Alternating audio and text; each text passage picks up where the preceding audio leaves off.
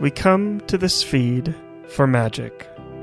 We come to the Real Lovers podcast to laugh, to cry, to converse. Because we need that. All of us.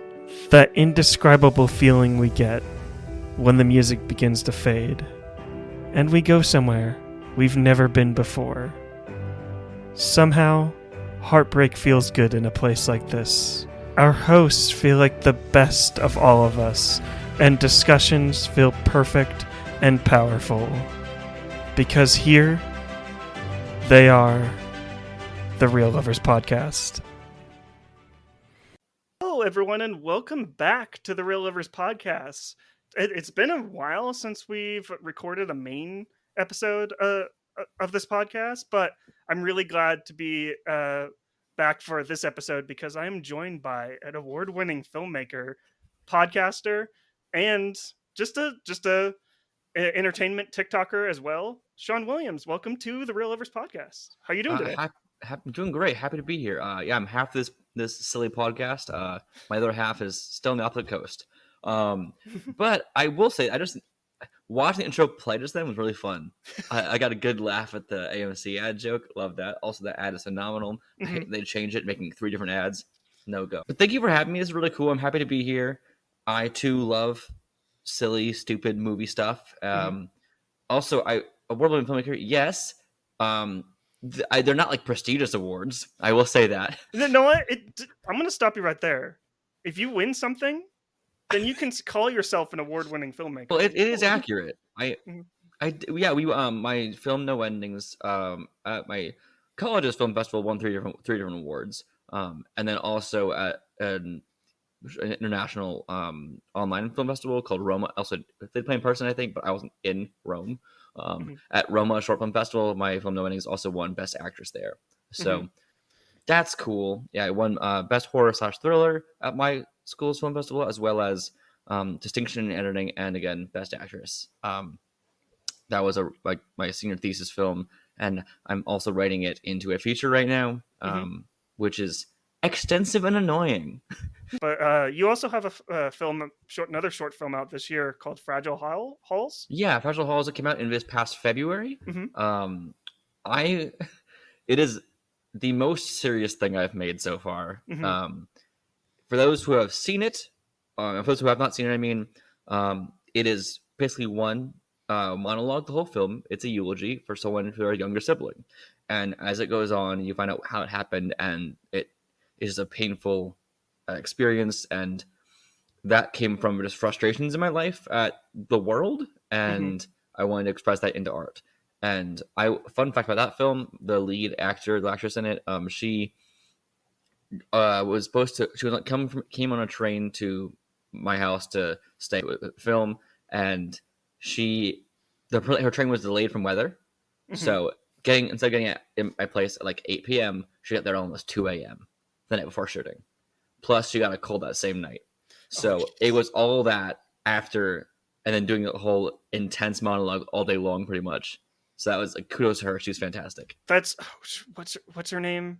I believe we're both mutuals with her on TikTok. Lily? Yeah, Lily. Yes. Yeah, Lily's great. Sean, you're great. Everyone should go check out your short films. But the reason why I wanted to bring you on here is because the series that I'm doing, for anyone that's new listening to the show, we're covering all the movies in the Letterboxd Top 250, and we're covering a little movie that just happens to be your favorite film of all time, and the film that you told me got you into screenwriting and made you fall in love with screenwriting. So what is that? Yeah, it made me fall in love with filmmaking in general. Good Will Hunting. I was going to be going to game design at one point.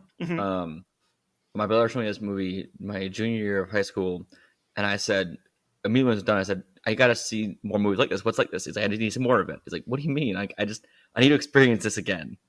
And there's nothing else quite like this movie to me. And it's like, you know what? I need to make art I want to make something that makes people feel the way I felt watching this. So that was like, that hit me a lot when I watched it for the first time. And every time I've watched it since then, I've found new things to appreciate it, and I've cried every time watching it at some point, and often in different points in the film. So I just think it's a beautiful film from start to end. I love that. This was my first time watch, and we don't want to shame people for seeing films for the first time. It's just for some reason it got me like I don't know. It just kind of passed through my life without ever seeing it. But we'll get into our discussion of that film a little bit later in the show. But I always like to start off the podcast just kind of like to get our feet wet and talk about some other films, like the films that we've watched recently and our last four watched. So, Sean, what are your last four watched? So I'm gonna start with a bit of a TV thing, and that's like I just subscribed to Dropout finally. Mm-hmm.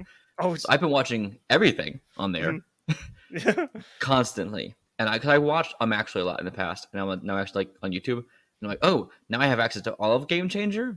Cool. I'm on season 4 at this point. I got it like 2 days ago, so I'm just going through it. But so I'm beginning to drop out all this stuff right now, and I'm almost done with Gen V finally, which is really good and compelling.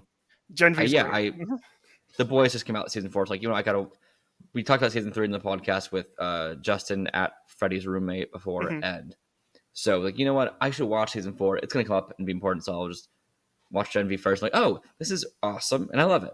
But as of movies, the last 4 watched, according to Letterboxd, which I think is accurate, I watched A Quiet Place Day 1 the other day. And then Kinds of Kindness, the new Yorgos movie, followed by X and now Pearl. I watched both those. I think those are all first time watches for me. So because Maxine comes out this next week, so I wanted to watch X and Pearl first. Both of those are okay to me.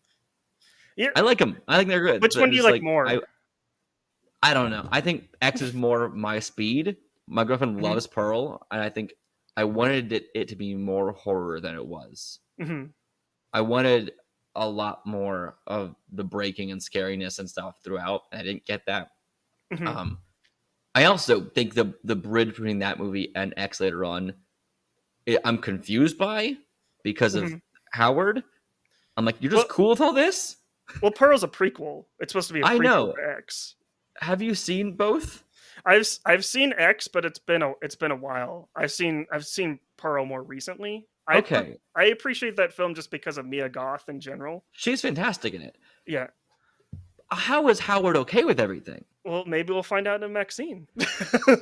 That's true, but isn't that? I don't want to spoil these movies. But yes, this is like I'm confused by some things. I think that her one monologue that was really compelling in Pearl for sure. The end. Kinds of Kindness is a weird movie. I have not seen it yet, so no spoilers. It's 3 vignettes, like 40-minute stories. Yeah, seeing what Yorgos does is very fascinating for sure. There's 3 stories, and like I said, I think I like the first one and the third one the most. The second one's weakest to me, but none of them are bad. They're just different types of weird. And it's all kind of just about different levels of affection, I'm going to say, with a question mark. Interpret how you will. And A Quiet Place Day 1, I think, is fantastic, and it's my favorite of the 3. In my personal opinion, I think that out of all the movies that we need a prequel for, I don't think we needed a prequel for A Quiet Place. Just because I like the way that first film just kind of dropped you into the world and didn't really explain how we even got here. It's just like you're supposed to be quiet. And the fact, I feel like, at least from what I saw from the trailers for A Quiet Place Day 1, it felt a little bit kind of like Bird Box. How Bird Box kind of explained how like these creatures like came to Earth. And I will see it for Lupita alone. She's great. She's great in everything. But since you loved it, I'm definitely probably going to see A Quiet Place Day 1. I don't think it explained a ton besides what they didn't already know. Aliens. But like it's more like there's a ton, and we're in Manhattan, which is already noisy. Yeah. And we're just seeing how people kind of react and process this beginning. I wanted a Day 1 movie since the first one came out. I wanted to see how the hell does anyone get anywhere in this world? How do we get I wanted a Day 1 of the John Krasinski one though, because that house, how does that function? How do we get to a point where you can do all of that comfortably? See, I don't, maybe this is. I've always liked it just when movies don't explain stuff like that. Where give me a tie-in comic. That's all I want. Give me a graphic novel like DC or Marvel do, and just I don't want a whole movie. It's probably a boring movie because they are safe. So like, show me how it happened, though. Or a miniseries? Would you be down for like a miniseries? Sure. With Lee and I don't remember the mama's name. Emily Blunt's character. What are your last 4 watched? Well, I started off the week just with a typical rewatch. I rewatched Talladega Nights: The Ballad of Ricky Bobby, which don't ask me why. I just needed a comedy to watch, just because as we mentioned before we started recording, this whole 6 months of the year have been pretty rough for me. I don't know about you, Sean, but Complicated, I'll say that. Yeah, definitely complicated. So I needed to just laugh a little bit. And I thought this movie was a little bit fun. I thought this movie was funnier when I originally watched it. I don't find this movie funny. I've yet to see it.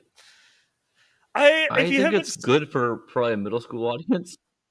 I think it's good, but there's definitely a lot of things that happen in this movie that I feel like if it was made today, the jokes wouldn't land, and also would be very problematic, especially with the Sacha Baron Cohen character. Well, we all know Sacha Baron Cohen characters are always kind of very interesting, risque, to say the least. But I don't know.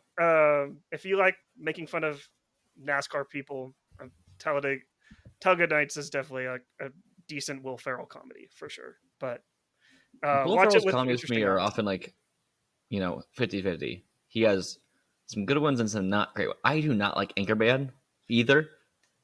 So that's not an insult to him, or just like it wasn't my vibe.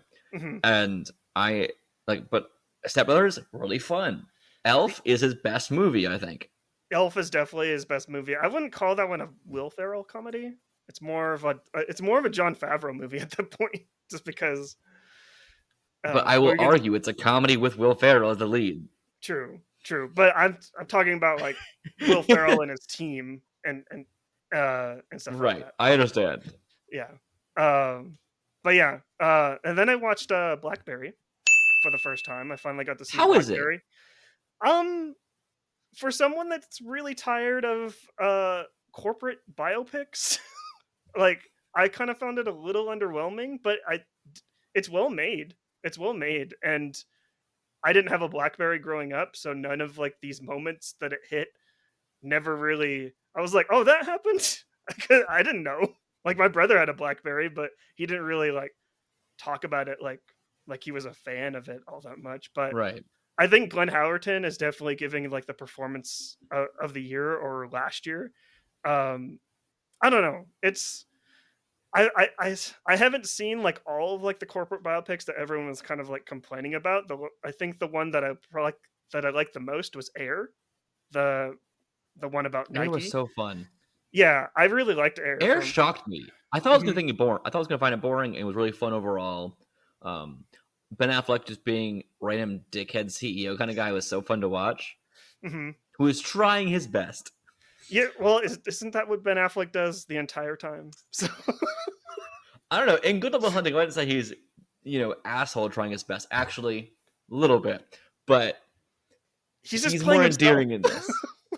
He's playing himself. He wrote it himself. True, but yeah, Blackberry. But going back to Blackberry, I think that like it's well made. I think Glenn Howerton is giving his best performance like ever, and I don't know. It's just a kind of like a nice little like open and shut case about like this about what the rise and fall of this company. So check it out if that sounds interesting to you at all. And then I watched North by Northwest for the first time. This is the Alfred Hitchcock like film where he's kind of making like his own James Bond movie with Cary Grant. Iconic plane shot as he dives down. Yes. Mm-hmm. Very iconic. There's a lot of iconic shots in this, like the Mount Rushmore like chase sequence, and then the plane sequence that you mentioned before. This film is fun.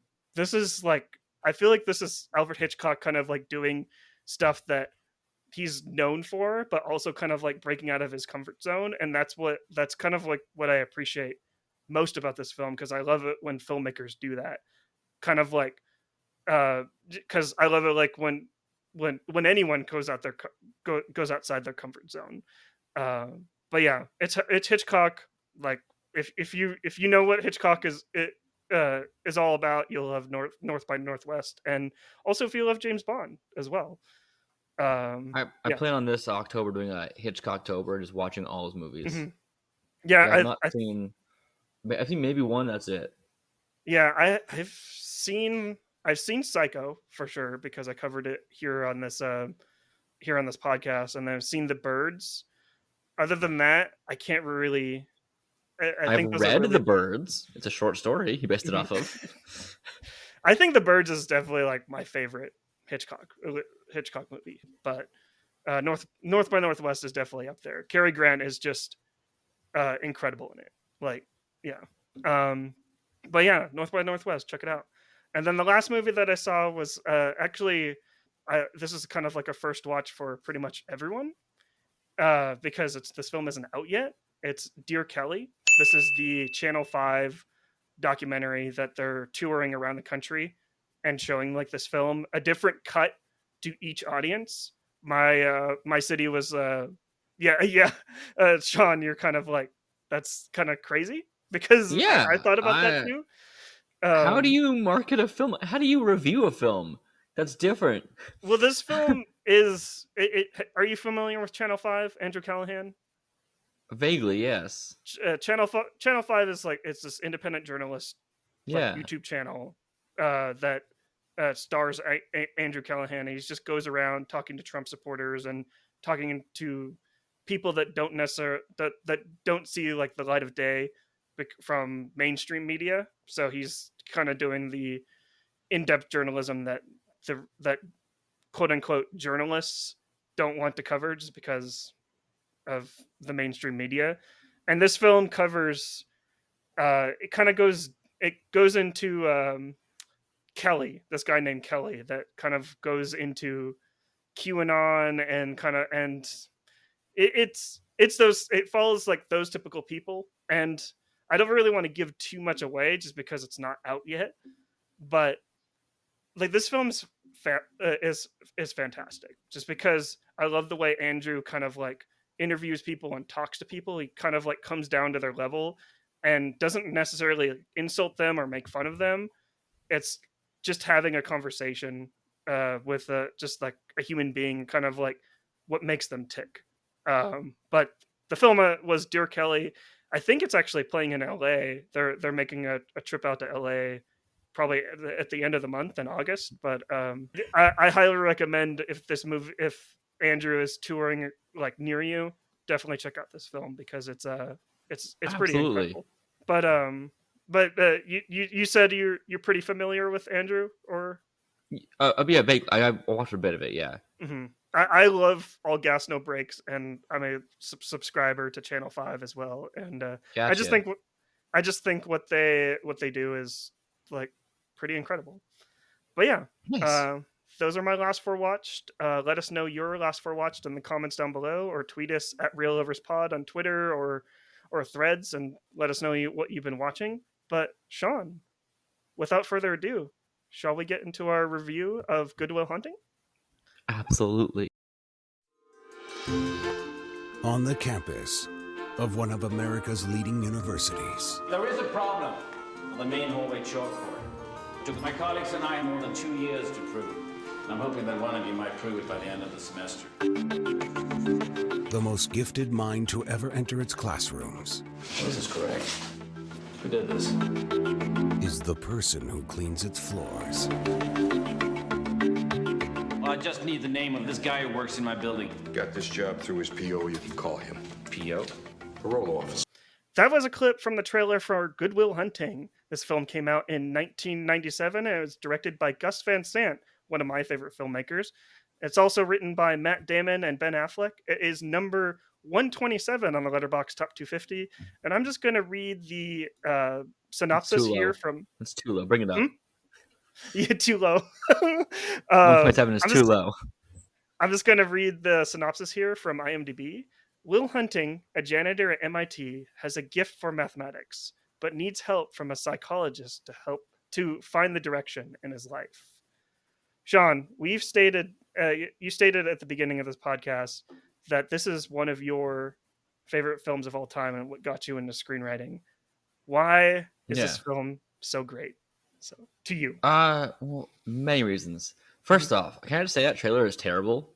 It really is. Like I usually try and find like a trailer. I'm really glad that you mentioned this. I didn't want to like mention that feels like a cheesy rom-com.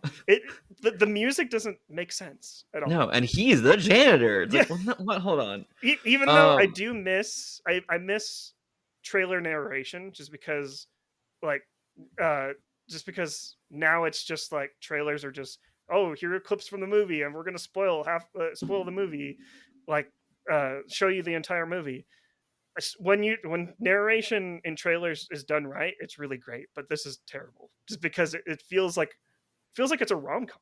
Yeah, it really does. This trailer should have focused on our main two. Or should have focused on specifically, I think, opening on Chucky and Will, showing their bond first and what their life is like, and then you can cut into more like you have a great gift, whatever.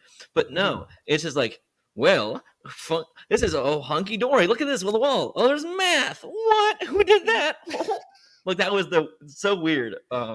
But this movie overall to me is pretty much perfect end to end. My only one complaint is that like the real inciting incident of the whole movie, of him even getting arrested, all that stuff, is like, hey, didn't they beat us up in kindergarten? Let's fight them. It's like, what? But besides that, I'm like, this is great. And also Stellan Skarsgård's teacher character, creepy the whole time. Hits on students a lot, very weird.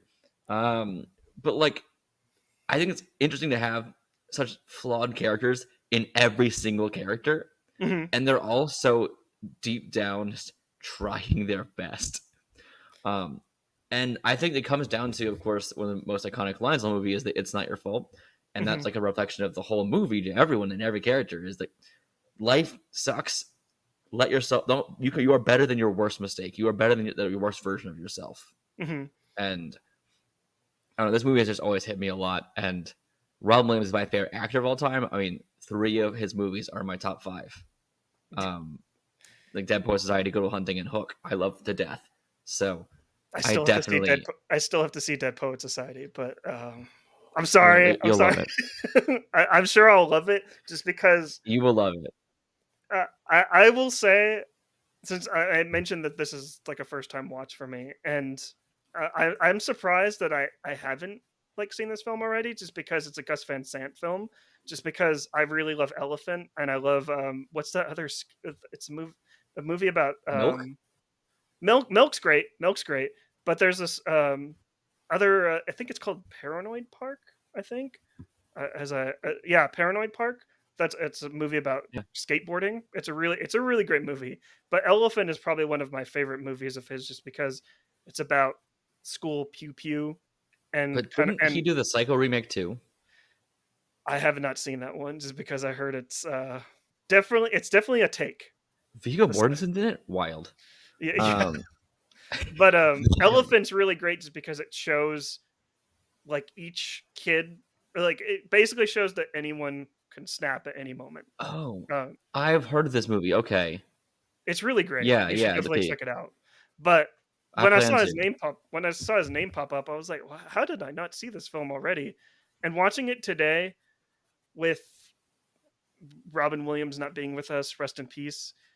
This movie was very hard for me to get through, just because this Robin Williams playing Sean, like the therapist, like in this film, he is basically just Robin Williams. And every moment, every ounce of Robin Williams, I can see why he won Best Supporting Actor at the Academy Awards in 1998. Because it's an incredible performance, absolutely incredible performance. I love how Sean basically approaches Will. Like their first meeting is definitely probably, I haven't gone to therapy, but I know a lot of people that are in therapy and or know a lot of therapists, and that basically, like, when during your first meeting, it's kind of like feeling out the waters and testing out the waters. I love like their first reaction, because it's kind of them like on battlegrounds, and like who's going to open up first.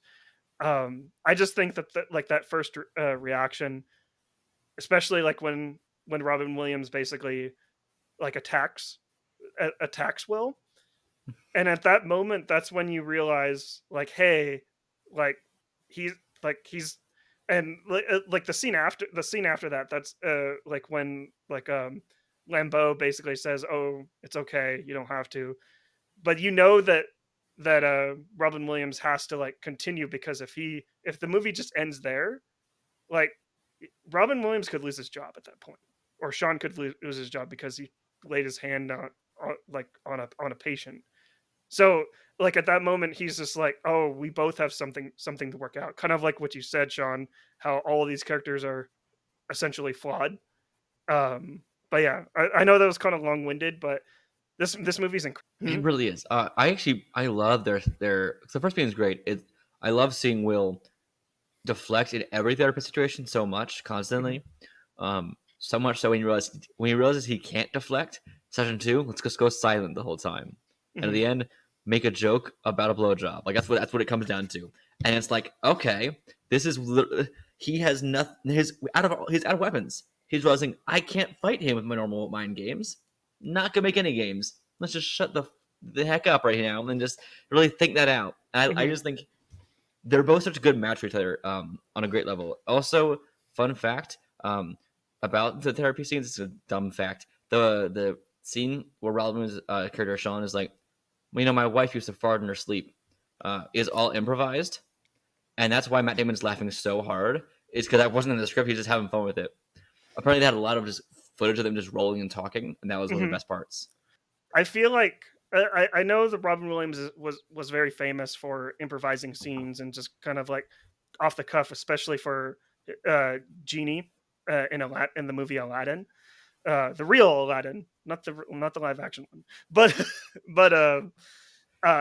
so, and watching this movie, like I know that there's probably scenes where he did like improvise, but I think why this film is probably my favorite Robin Williams performance ever is because it like, yeah, there's improvised lines, but it feels like this character was written for Robin Williams, and Robin Williams stayed true to the script. Because I'll have to, because Sean, your background is also in theater, and like you're a writer as well.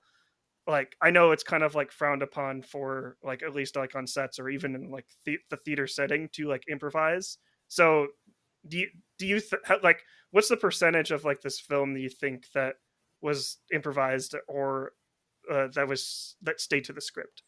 Without looking it up, I'm gonna guess like 2 or 3% is probably it was changed. It has to be very low because also this one screenplay award, like the adaptation, is like the screenplay was so tight the entire time. I will say another fun fact is about the script itself. I love this movie, so I know so many fun facts. Matt and Ben, when they wrote the film together, they sent enough to people to try and get someone to produce it. And they got a lot of kind of like, yeah, sure, kind of thing, a lot of yeses, but but they included one scene in the script purposefully to see who would actually read it. That does not make sense at all. It was a random like 4-way sex scene or something. It didn't make any sense in the plot. And it was just to see who would actually read the script versus who would just say yes. And the producer that ended up taking it, it's like, one question though, what's up with this thing? And like they don't know who they were going to pick. So like that's how tight that's how much passion they had for the script. They needed someone to actually be really on top of it and like say, we want this too. So that's why I'm thinking that very little was actually improvised. Besides, I'm going to guess improvisation came mostly from the dialogue between Chucky and Will, Ben and Matt. Because I'm sure there's any scene I feel like with them, and like also like Casey and stuff hanging out the house, Casey Affleck, it's probably a lot of joking around. That also was just them joking around, and or at least joking in rehearsals and then use that again.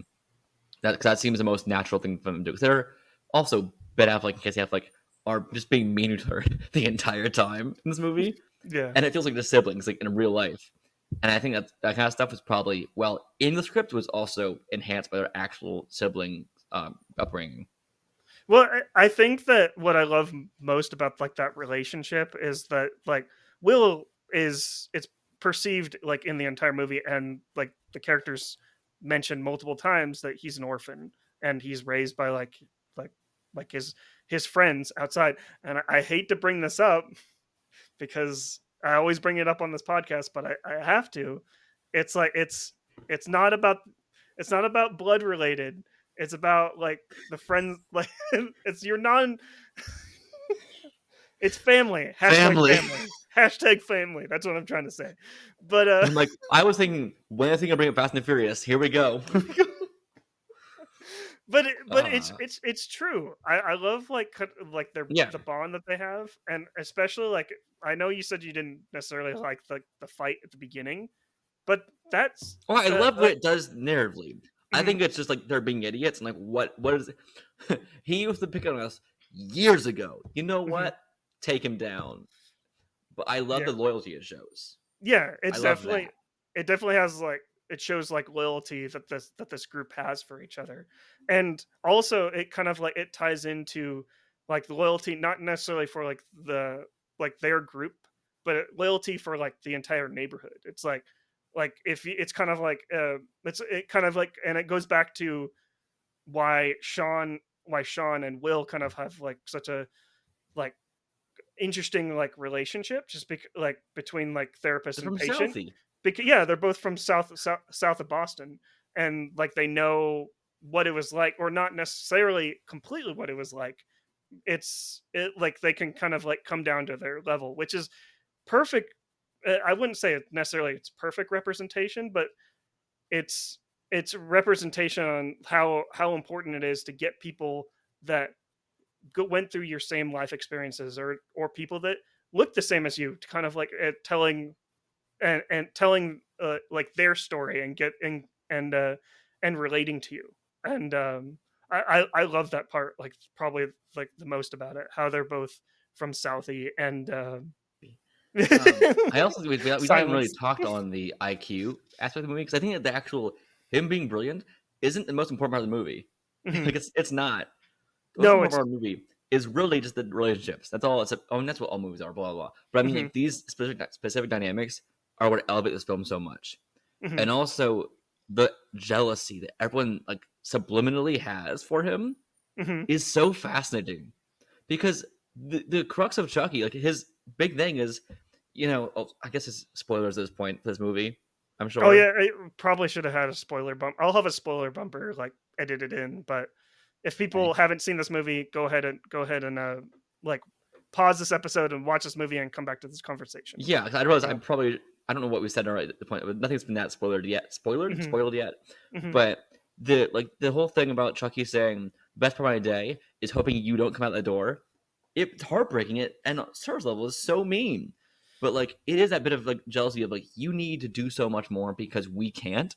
I love that. It's so good. You're living the life that we couldn't live, or we can't live, or you aren't living the life we couldn't have, and you're throwing it away. And I do understand that everyone has the right to do with their lives that they want to do. That's fine, but do something with it. And this is like on a list of movies for me. That's like movies that make me want to live life, or want to do things. Because like, you know what? I am a person who has had a lot of privilege in my life. I am a cis straight white man. I have a very loving family, supportive family. I went into the arts with parents who supported that. So, and every opportunity I can, I am trying my best to not throw away my shot, Hamilton style. I want to actually try and do things in my life. And because I know people who have the same background or same opportunities, but just don't have the opportunity to should go ahead and do it. So this movie always hits me like, you know what? For anyone who can't do something that wants to do it, let me try and do it. And I think so much of this movie comes down to that exact idea. Everyone was rooting for him to do something with his life, but he's like, I want to just have friends and dick around and go get drunk. Also, doesn't he turn 21 in the movie? Yeah, yeah, he does turn 21 like in the movie. He's been underage drinking a lot. Yeah. Well, not trying to advocate for underage drinking, but I like in high school, I think it's funny that like it's like they hang out only at the bar, and it's like maybe this is. I'm like, you already there had needs to be some after school activities for these people for these for kids, sure. because It's just, I think it's so funny to me that their main hangout spot is like a college bar, considering the fact that he's already had run-ins with the cops. All his friends have run-ins with the cops before, or why risk it? But whatever, that's beside the point. And also, Chucky is Will's best friend. That's Ben Affleck. Yeah, it's Ben. Like the job that Chucky has is like very hard labor for like a 21-year-old. Like, I know like labor laws are probably different like back then, but even then, like there was still some OSHA OSHA protections. But who knows? Like that's a nitpick. But kind of going back to like what you said, I loved everything you just said there, Sean. But like, kind of let's kind of like jump into Will's relationship with Lambo, or more Lambo's relationship with Will. Lambo Skarsgård, right? Skarsgård? Yeah, Skarsgård, the professor. Yeah, Stellan. Okay, Yeah. I was like, Lambo. It's been a few months, so I don't know every character's name by heart, but I know the characters really well. So it kind of, I'm referring to the scene where Lambo and Sean are like at that bar, and this is before Unabomber. Yeah, he talks about Will being he's a Ramajan. I believe I'm saying that right. Which for the listeners who haven't seen the movie, this is like a reference to this Indian mathematician that was like this genius mathematician, and Lambo is referring to him that because he sees like a path for Will and wants him to like go down that path. And what I love of what Sean does here is like, let the kid be a kid. It goes back to parents pushing, like Lambo is definitely like a father figure. Like he sees himself as a father figure for Will, because he's the one that like kind of like kicked him like when he solved like that math problem and went to go find him and wanted to like get him the help that he needed by going to therapy and kind of and coaching him.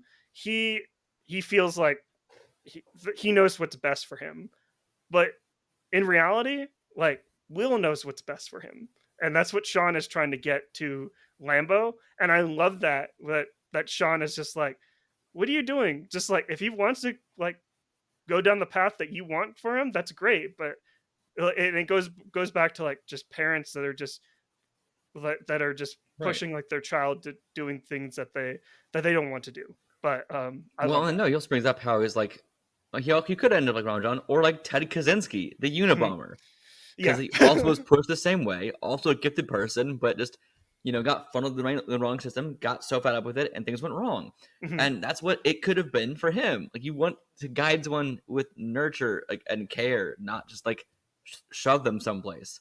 And I think it's really interesting to me, like you brought up how it's like Will knows what's best for Will, but so let him just grow with his own environment and not just push him to the side and thrust him somewhere he doesn't belong. The circle goes in the circle hole, not the square hole. Let him be himself. And the interesting thing too about using Ramajan is that like the real Indian mathematician, like, yeah, he was like this genius, but he also died young from like living in England and kind of like outside of his culture and not having like the proper diet, and he was stressed like most of the time just because of the pressures of society and the parental figures had on him to be like what he should be and not what he wanted to be. And I don't know, I just love that. I almost broke down crying. Like, I broke down crying multiple times throughout this film, mainly because Robin Williams is so good in this movie, and the fact that I'm watching like this movie and knowing that I'll never see a new Robin Williams film, and it's just, I'm trying not to tear up just because you have Dead Post Society to look forward to still. Well, yeah, that's true. You'll have movies that look at his backlog. You'll find things you haven't seen yet. There you go. Space them out. New to me. Yeah, space them out. Yeah, but I don't know. It's just, I agree fully. It's hard. Oh, sorry, the connection. What were we gonna say? I was gonna say I agree. It's very hard watching Robin Williams' performance at all, and knowing how gifted he was, and he's also gone. So it's also it's interesting thing about the movie. You have someone who is so gifted in one field or another, and then things happen to them, and they don't have the outcome we all intend for them or hope for them, which is Robin Williams didn't have the outcome we all hope from as well. Yeah, but I recommend people don't be jaded or just be upset like the entire time you're watching this film. Just appreciate Robin Williams' performance and just like everything that everyone put into this film, because it's absolutely like fantastic. And it's kind of going back a little bit off topic, but not really. Like this does really feel like a Gus Van Sant film. Like if you're familiar with his other films besides the Psycho remake, because that's a different beast in all in itself. Gus I've Van only Sant seen is this in Milk so far.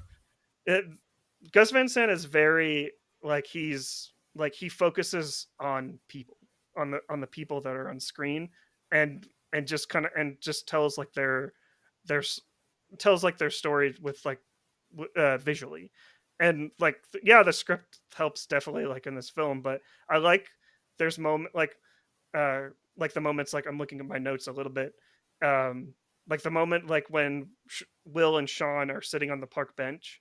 That's like, my favorite scene in the whole movie. I use that scene in my director's class also to help explain the kind of dialogue I'm always going for in my scripts, and those kind of visual moments. It's a great scene from a scripting perspective, but also great for cinematography. Absolutely, well, the slow push in, push out, and the focus pulling is perfect.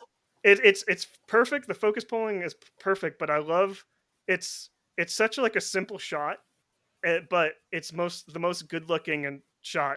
The just like the close up shot of Robin Williams' face, and then like as you said, like as the camera pulls out to reveal Will's reaction.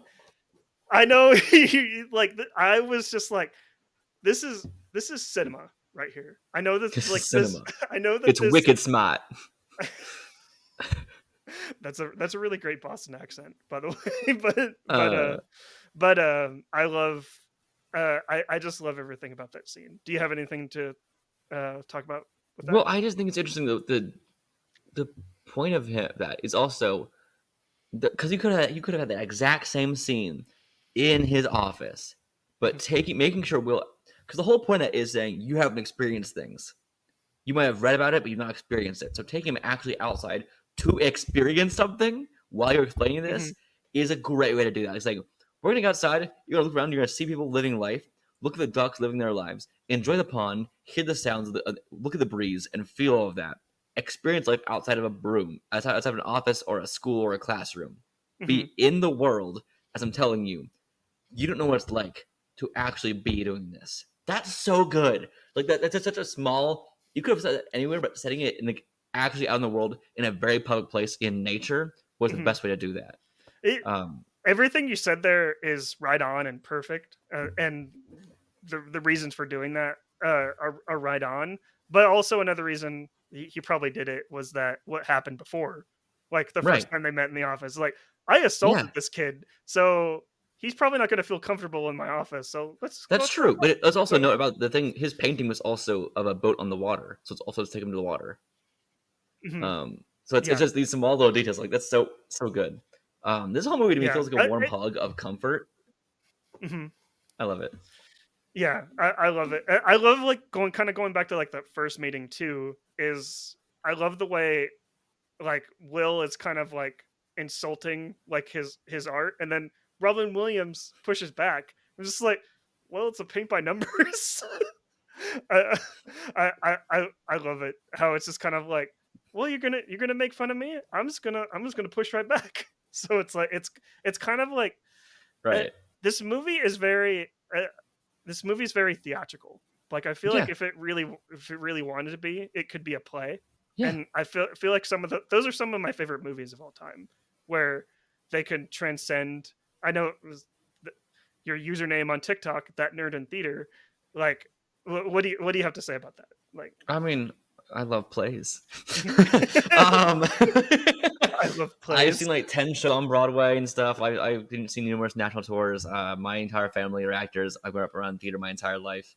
My father was the head of a tour division of a theater company. Like, I've been around theater since I was I was on stage at 4 years old. Like I love theater. But also my username is an ER, not an RE. That was double meaning of theater as a movie theater and theater as in a stage. But I love scripts that can work as both, and I think a key point of that is such strong dialogue because, and most people don't know this, play scripts are literally just dialogue. That's all it is.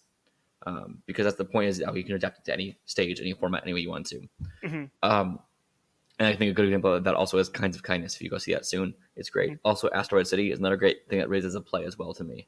I think movies that read as play, can read as plays, are also often very strong because it strips away, like the theatrics sometimes of what a lot of, like you couldn't do Avengers Endgame as a play. I mean, you could, but it'd be different for sure. Well, it's sorry to interrupt, but it's kind of like the same comparison between radio and radio and video and like or a live feed, where it's like there's an art to radio and telling the audience what is going on, or instead of like just showing. Like in theater, it's like you said, like everything is scripted, and because all the actors are telling the audience what's going on. Like there's visuals like on the stage, but most of the time it's the actors describing like their feelings and like for movies, like it's just like going back to like that brilliant scene in Good Will Hunting. It's the camera showing like the actors like feelings and what they're feeling. And like, there's such great there's such great visual shorthand in this movie too. Some small things.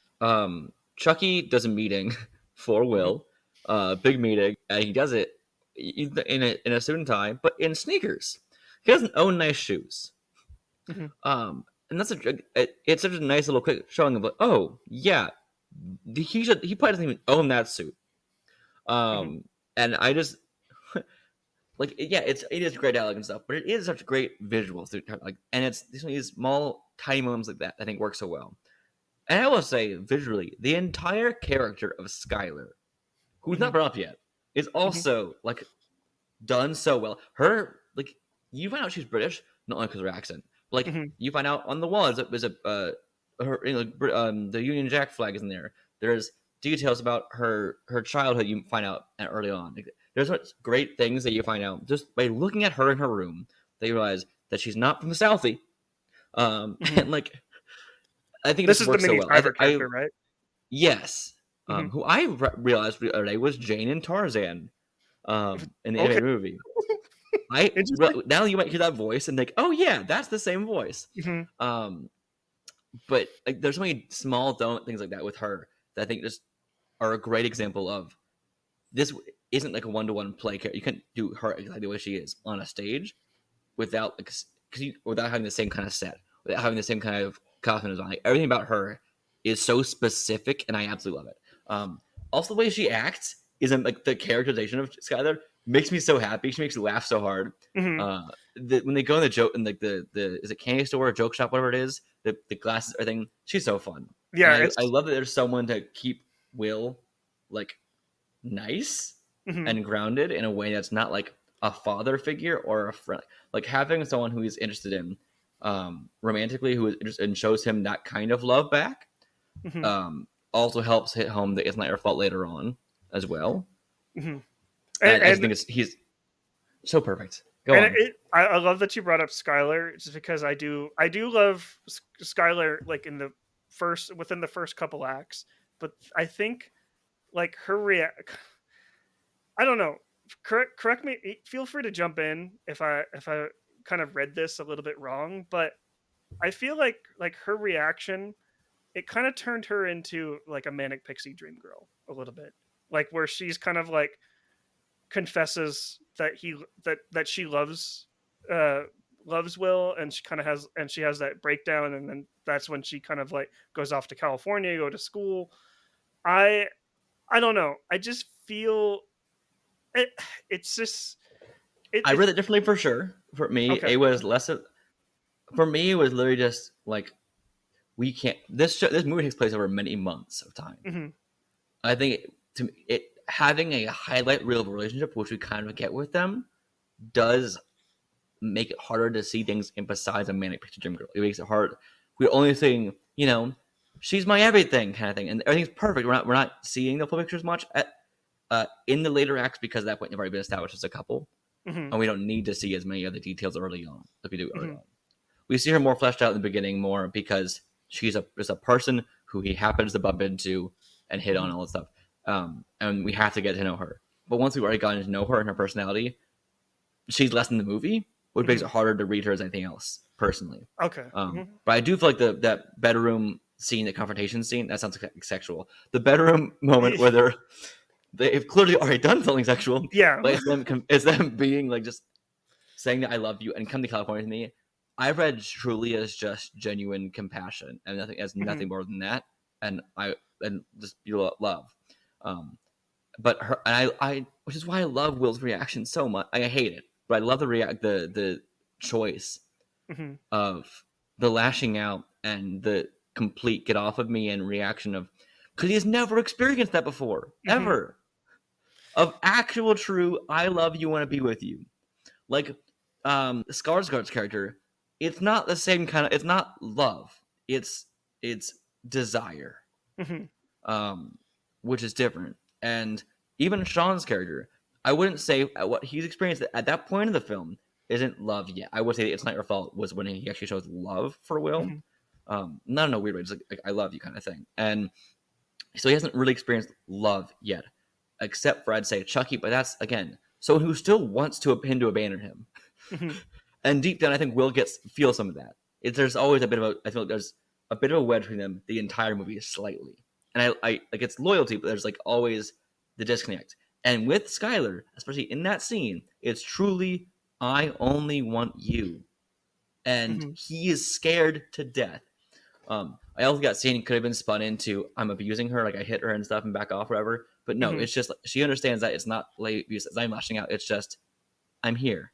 Let me be here. And that for me means the world to see. Because not everyone gets that like experience of someone being like, no, I really do want you for you, and faults and all, you're who I love. So, and you might have read it differently, and that's fine. I've seen the movie a few times now, and that's just what I got from it.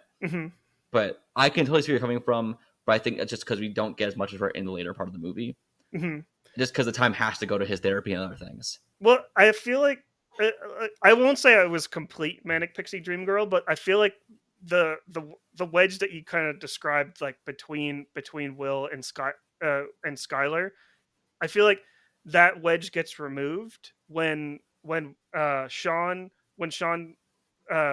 is talking to Will about like his wife that is no longer with him anymore.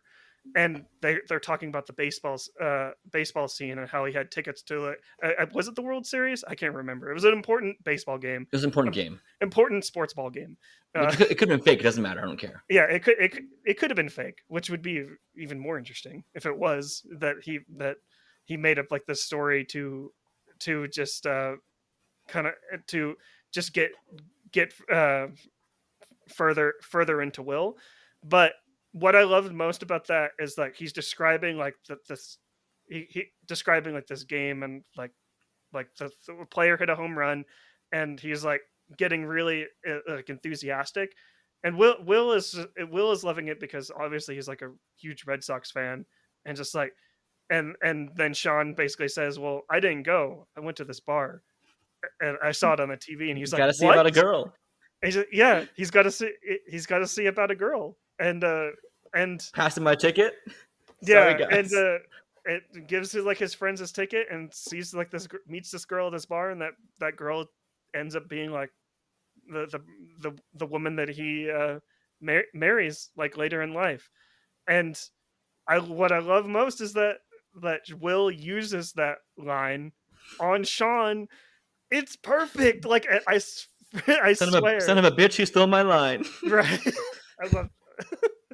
I love that so much. And even like the way like this movie ends, where Will is driving off to California into the sunset, but we don't know if they actually get back together. It's irrelevant.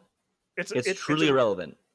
It's basically like the way I read that, the way this movie ends is it's Will taking charge of his own life, and whether it's Will's choice for the first time ever. Yeah, it's like this is what Will wants to do, and whether like his friend, his best friend Chuck, when he goes up to his house and knocks on the door and he's not there, okay, the scene where he does that, where Chuck knocks on the door, I know I hated on Ben Affleck in the beginning of this podcast, but that is probably some of Ben Affleck's best acting. Where and it's also like an almost slight skip on the way out too. It's great. Yeah, it's just him. You can see like the sadness in him that his best friend is gone, but also that like kind of like what we talked about earlier. It's like he wants what's best for Will, and he's living the life that he couldn't live. You see everything. Such a great performance by Ben Affleck. I don't think I'll ever say that ever again. But no shade, no shade to hate, no shade or hate to Ben Affleck. But I just don't like his movies besides this one. But you like Air? Oh, true. That's true. I have not seen a ton of Ben Affleck. I've seen him in a handful. I've seen his DC stuff, which is hit and miss. Well, we can't get into DC today. We can't even get into DC today. That would be too much. We can't. That would be a 3-hour podcast right there. Yeah, I truly think that so much of the movie is just paced really well. Also, look, besides I think some of the Skylar stuff is paced a little poorly near the end because they do not have time for this. It's not a priority. Once we know they're happy together for a bit, we can have to move on. We're good. He found someone who loves him. Move on. But I think it's that it does give the best explanation though of his gifts is talking with her, and Mozart he could just play piano. He just plays. It came naturally to him. And then for him with science and math, he just plays. That's all it is. And I think that's a brilliant way to look at it. It does not overcomplicate anything. It doesn't say it's photographic. It just says that. I think it's a great way to show his abilities without actually making it like without allowing any scientific inconsistencies. I think that was really cool. It's like an art for him, just doing things like this. Yeah. Which I think is a better portrayal of this kind of thing than like some movies like A Beautiful Mind or like Theory of Everything or whatever that movie is with Cumberbatch. The Imitation Game? Yeah, I've seen those. It's good.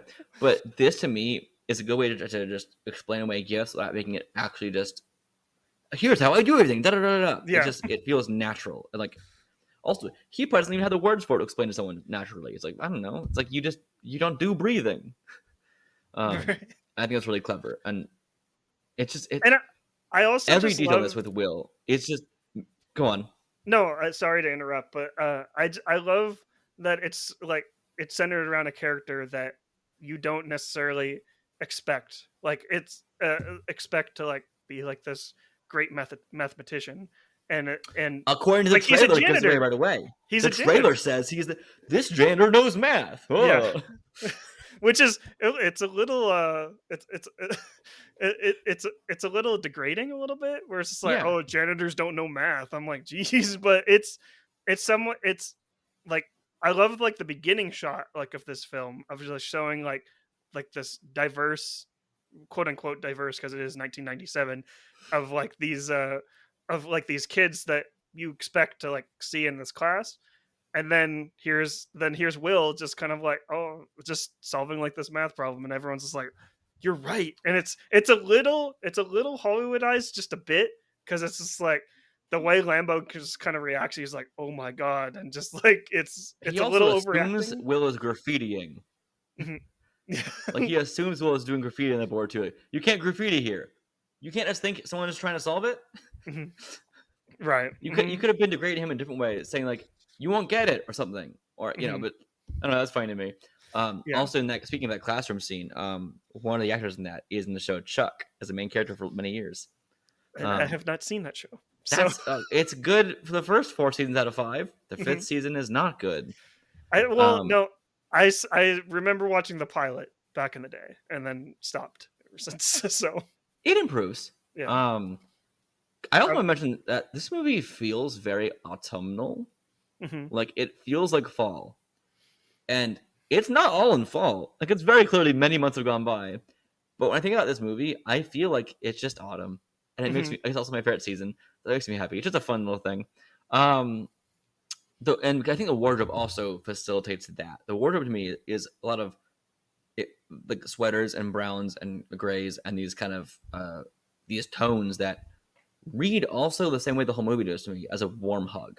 And that feels very purposeful. Like they're wearing many layers.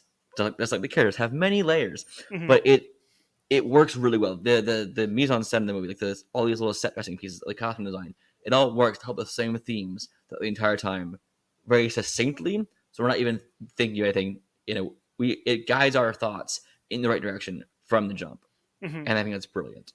Yeah, and it's even brilliant, like when they're introduced, when they're looking for a therapist for Will, and he's just going through like therapists left and right. I feel like in a modern movie today, like if this movie were to get remade, that would just be like a montage sequence with like a hip upbeat song where he's just going through these rockets in flight. But afternoon delight. love it. But good scene. I kind of going back to like how like the way people are dressed like in this movie, like the way the first few therapists are dressed. I love how that this therapist isn't going to be right for him, because it's just like the first guy he was like full on suit and just wasn't relating to him at all. And then like when Sean gets first in the picture, like you said, it's just like very like wool sweater and just kind of like very just homey, fatherly, and just like I don't know. I will admit that some of the things that Will says to those first few therapists are very derogatory. Didn't he call like yes, the first therapist like gay or something like that? And just kind of like he said he didn't care like about like what he did like in his personal time, but it's just like it's just you put in the rough. Yeah. Yeah. Is that offensive? I don't think the phrasing of that is entirely offensive on its own. I think if you, I'm a straight white man. I'm not going to go on that, but I'm saying what he said was this. But I will say, I don't know if he's wrong. I think he's meant to be right in the scene. But I think it's a comment on at the time he's picking up on fashion cues and hairstyling, and it's if someone I think the comment on people in Boston at the time, people he would know, would not put that much effort into their hair and their styling and stuff like that, is what he was probably getting at, which is an odd thing to say for sure. But I don't know. It's also Kate doesn't mind of being made in 1997, and I don't know what that would. I was born in 1999. That is I know I'm younger than most people. I'm old. But it's just like that's as a fireworks. Vacuum is like an odd thing to me to say for sure, but I think he was supposed to narratively be correct in the scene, and as I think he's supposed to be, or at least generally correct most of his assumptions he makes about people, or at least almost right in a way. Like maybe that same person and the same therapist or something was bullied for being more flamboyant or something his entire life, and he's picking up on those cues, and it still turns him off in a different way. I'm not sure. Will is not always the best dude, and that's made it clear. Again, he gets in a fight right away. Yeah. Well, it goes back. Sorry, go finish your the thought. point out you're saying about I want to comment what you said about Sean, not me, Sean, Robin Williams, Sean. You said, but from the jump we know he's right there best because of the way he's dressed. That's true. Also, his first lines of dialogue in the entire movie are playfully joking with a student who clearly got an answer wrong and wasn't paying attention. And it's in a way that's not degrading. It's a way that's not mean. It's literally making sure that everyone in that classroom, 20 plus people, are all feeling comfortable. We know right away he's going to make an entire room of students feel comfortable and have fun. And so we're like, oh, that's already a good vibe for us as an audience. It's a good and quick shorthand. And we know going on forward, that'll probably be a good match. Also, it's a huge movie star. So we know at that point too. Yeah. But, I mean... Well, as opposed to Lambo, right. It's so it's so different. Mm-hmm. It's like everyone's like just focused on Lambo, and as opposed to like I would love to be in Robin Williams' classroom personally, just because I Yeah. loved teachers like that were that paid attention to every single student and cared about each and every one of them. I hated like in college, I hated professors like Lambo, to be honest. No, Well, I won't sure. name It's any of also a those huge. teachers. It being a lecture hall makes it hard to relate as well. Mhm. To be fair, Yeah. but on top of that, they do worship him because of Mhm. his stupid whatever prize. Yeah. Which is But- I think I love that. I love the whole thing about a what is it? A trophy? What was the name of the prize? It was it was like the the Nobel Fields Peace Medal. Oh, The yeah, Fields Field. Medal. Mhm. And it's just I love that he thinks it's about that in Mhm. his head. And Sean's just like, it's not about the fucking medals. Like even when, that was like a quote from the movie. It's like, it's not about your fucking Fields Medal. Get over yourself. And it's not about you. And the Mhm. fact that no one can grasp that, that everyone in this movie is kind of in their own heads for so much of it, Mhm. except for like Sean and Will, and that's why they work so well together. I love that. I love that so much. But yeah, this film is fantastic. This film is perfect on every single If I level. talk about this movie too much, I'm sorry. I love this movie so much. No, it's this is perfect. This is perfect. But we're approaching the hour and 15 mark. Kind of like to keep it like right around there. But Sure. just any more final thoughts on Good Will Hunting before? Do you like apples? Well, I got her number. How about those apples? How about them apples? Yeah. Which is pretty fun. I also want to say final thoughts. Will's a good friend. Mhm. He above all else, Will's a good friend, and I love so much in that scene. He saw his buddy Chucky was outclassed in terms of smarts, and Will had read all of the books in the world and just went up there and said, I know your page number. Which, first off, if you're gonna memorize stuff, who memorizes page numbers? Okay, this line is on there. Next, this line is on there. Wild. Yeah. What Even if it wasn't purposeful, that's crazy. yeah, he definitely owned that guy for sure. Oh yeah. But Um, I think what I love most about this movie is that let me just pull up my Letterboxd review. It just kind of I love like this what this movie does for characters and like how we should treat people, and also just like it, what what we perceive as people like when we first see them is not actually who they are. And I feel like this movie like illustrates that perfectly. Also, I miss Robin Williams.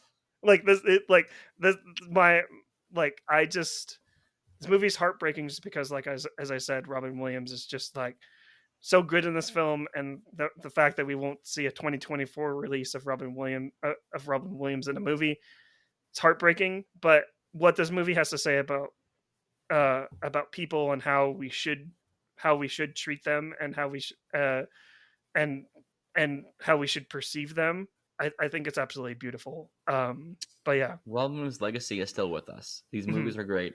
His daughter is a filmmaker and she's brilliant. I just came out with Lisa Frankenstein this year. Great movie and so fun and campy and silly. It's okay. You don't like it? No, I wouldn't say I didn't like it. I just thought it was. I don't know. I think I definitely have to rewatch. I have to rewatch for sure. I just think it's fun, and I think we need more movies that are fun. Also, she's Kuvira and Korra, which is great. But in general, I think that's Robin his passing is tragic, but he is still with us in many ways, and I love that. Like his art is not lost. I also want to think one of my final thoughts in this movie is the there's so many small moments that are blinking, missing kind of moments. My review of this movie, at least my last one, was the quote, "I swallowed a bug," because there's so many small lines that you just it's like, wait a second, what? And you just completely miss it. It goes by. It was, I think, while driving, go, I think I swallowed a bug, and it was like this. While dialogue was still going on, it was in the background. Like, this is amazing. The smallest things happen like that constantly. The whole layaway on your hamburger thing is so funny, and the dialogue is so naturalistic in that scene.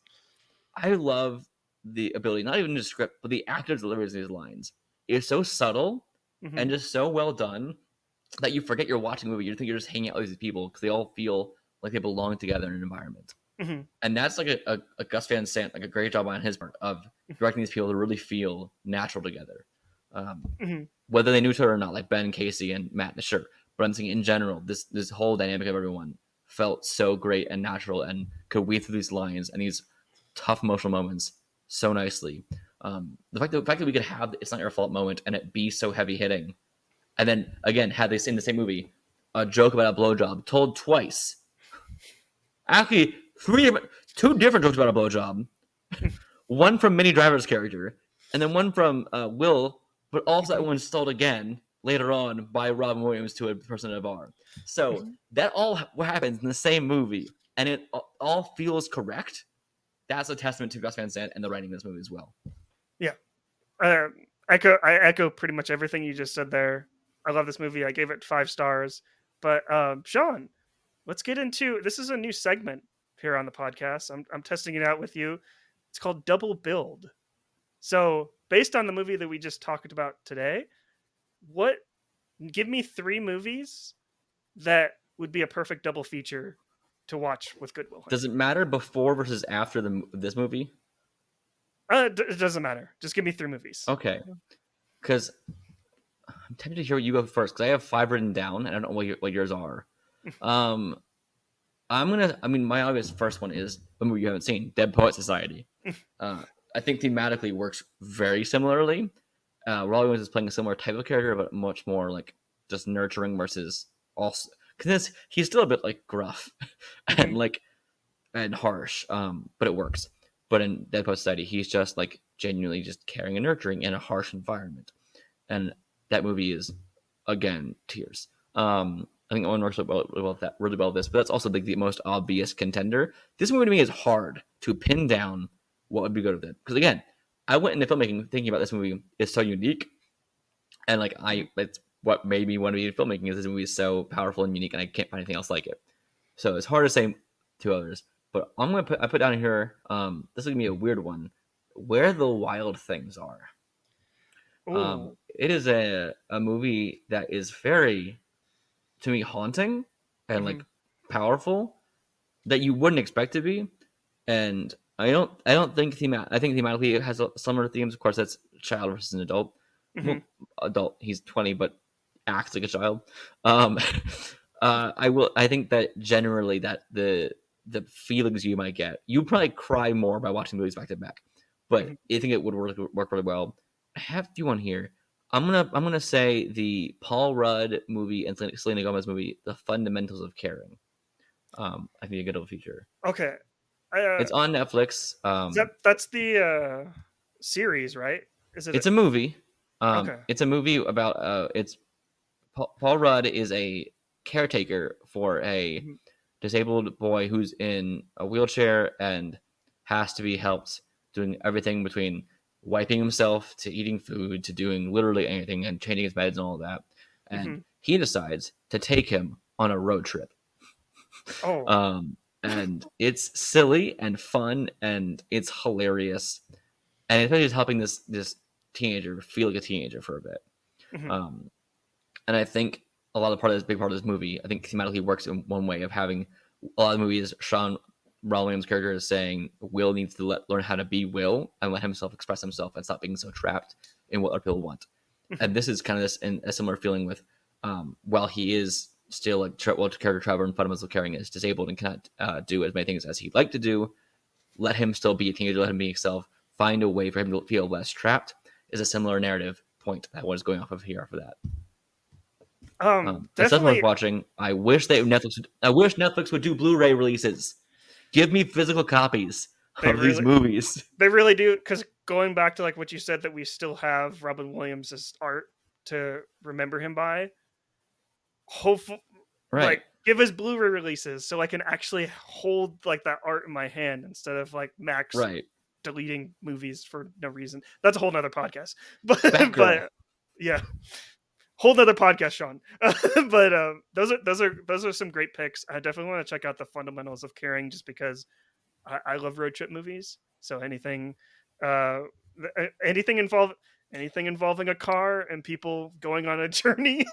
Have you seen Stranger Things? Not the most recent seasons. Have you seen season 1? I think I stopped after 2. Okay, 2. so there's in the first season there's a giant quarry. Mm-hmm.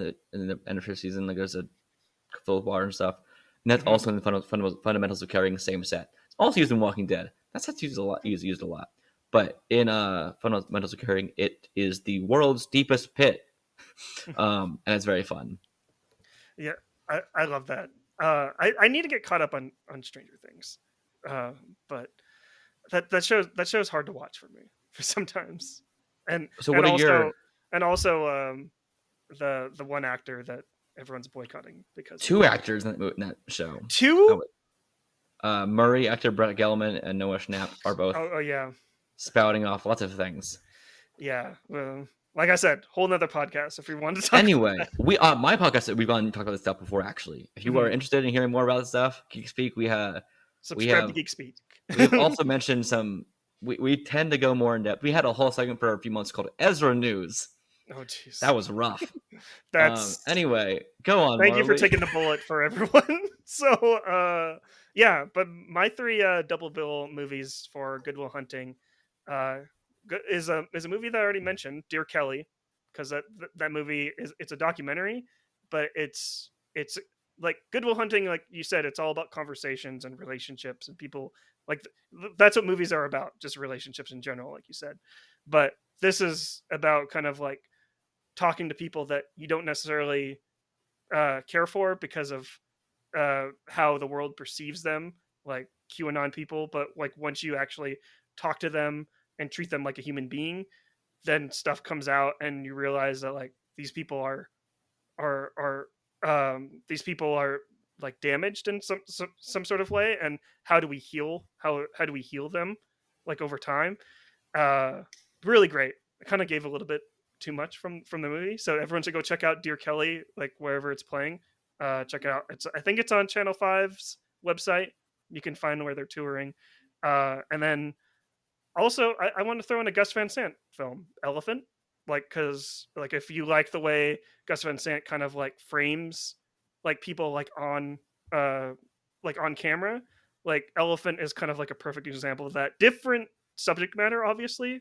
It's about school pew pew, but the way he doesn't necessarily make it completely about school pew pew, it's more focused on like these kids and like who they actually are and who can actually snap at any moment. Really great. There's a very interesting or questionable like scene in that movie, so it's not for the faint of heart, but definitely a really great film that really shows off Gus Van Sant's directorial style. And then I will definitely check it out soon.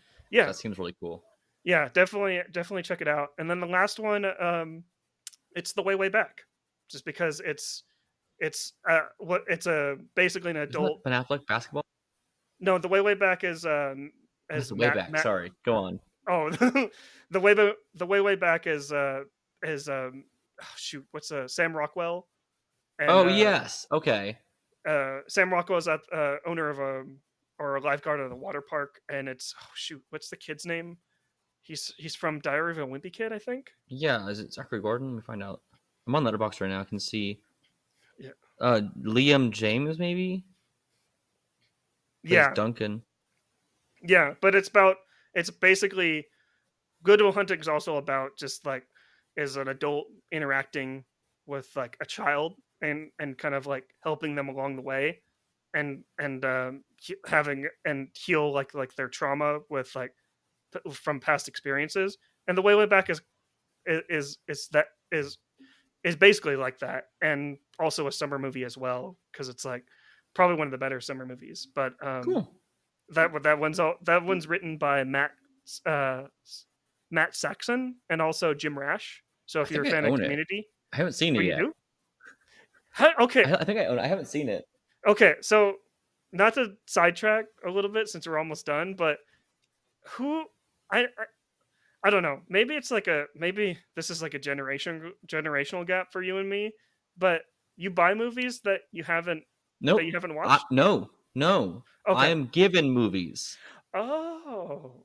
Okay. And also my co-host Josh, he often has a lot of duplicates of movies. He'll buy a nudie, Then when she had a Blu-ray come out, he'll buy a Blu-ray instead. And then he'll buy a 4K. He'll keep upgrading. And one of my birthdays, he just gave me all of his duplicates he had. Okay. So I have a ton I just haven't seen yet because I just haven't gotten around to it. But it's like, if I buy a movie, I'll watch that movie immediately. Okay. Yeah, I'm the same way. Because I know a lot of people that buy movies, but they haven't seen them before. And I understand that's like building up your physical media collection, especially in this day and age. But it's just like I try and buy movies that I've already seen before just because I like owning it and stuff like that. Sometimes it's like there's movies that are only on physical media and they can't be good on streaming or anything like that. So right. Yeah. But yeah. But yeah, those are three. Those are my three double bills: Dear Kelly, The Way Back, and then Elephant as well. But Sean, this has been fun. It has been talking about this movie. I will talk about this movie every day for the rest of my life if I'm given a chance to. Like, I now want to go rewatch it again. I watched it like last November. I've watched it many times, but it's so good. Yeah, this is a great movie. It kind of, like you said, like this is a perfect fall movie, perfect autumn movie, like you said. I you know what, I want to take one. I'll add one more double bill movie. This is a shoot. What's that movie that came out? That was like it made in the Inside 70s? Out too. I don't know. No, it was made in the 70s. It was shot like it was made in the 70s. Oh, shoot. Holdovers. The Holdovers. I would add that as a double bill because I had it on I took it off my list actually. I had it on there. I thought you'd have it, so I took it off. Yeah, but yeah, that's another great double bill movie. But I mean, there's a bunch of Parks and Wallflower would work really well too. Secret Life of Walter Mitty. There's a ton of great movies that could easily fall into the same category because just like go live life, feel things. Right, exactly. And that's what people. That's what people should do after listening to this podcast. Go live life and feel things. Feel things. But before we end it, Sean, where can people find you online? Well, I have the podcast that you've posted on here already, Geekspeak podcast. We post irregularly right now. It was at one point weekly, at one point every 2 weeks. It varies a lot because different schedules. I work at a theme park. He works at a movie theater as a manager, and so we just don't have schedules a lot right now. He's also still on the East Coast, so busy. But our last episode was with Nikhil Clayton, talking about the show X-Men 97. And our next episode will probably be a news thing, talking mostly about superhero costumes for the new James Gunn Superman movie leaks, because a lot of stuff happened with that. It's a really fun show. We have 4 main segments on it. The first segment is to go through a different Disney Channel original movie, which sounds silly, but we actually talk about like with depth and have fun with it. And then we talk about news, a main topic, and we end a thing called Super Weird Stories, which are hard to explain unless you listen to it because it's interesting. You can find me there, or you can find me specifically on TikTok and Twitter at TikTok and Instagram at That Nerd in Theater, and I'm on Twitter at The Theater Nerd, because that did not have enough characters in it to have That Nerd in Theater on it. That's where I am. Yeah, everyone should go check out Sean. All the links will be in the description down below. Everyone should go listen to the Geekspeak pod too. Subscribe to that. If you'll need a freelance director in LA and are willing to hire someone who's working only on short films, I have a reel. Please give me a job. Hire Sean because he needs money to pay for things. So it helps for sure. Money is helpful for living. Capitalism, unfortunately, will destroy us all. But yeah, if all the links like I said will be in the description box down below. If people aren't annoyed with me by the end of this podcast, you can follow me pretty much everywhere on social media with the username at Marley Loves Film. I try not to talk about Fast and Furious on social media, but I usually. What's that look, Sean? What's that look? For try not to, if I search your name and Fast and Furious hashtag, how many videos do you think would pop up? Let's play a game, shall we? I try. You do. But I love talking about movies. Let's talk about movies together. Follow me at Marley Loves Film. I'm most active on Threads, TikTok, and Instagram. So yeah, let's have a conversation about movies. If you love this podcast, subscribe to it anywhere where you listen to podcasts, Apple Podcasts, Spotify, anywhere where you listen to podcasts, we're there. Also give us a 5-star rate, 5-star, or rate us and let us know how we're doing. And yeah. But with that being said, my name is Marley Silverbrand for the Real Lovers Podcast, and I'm Sean Williams. And keep watching movies. See ya.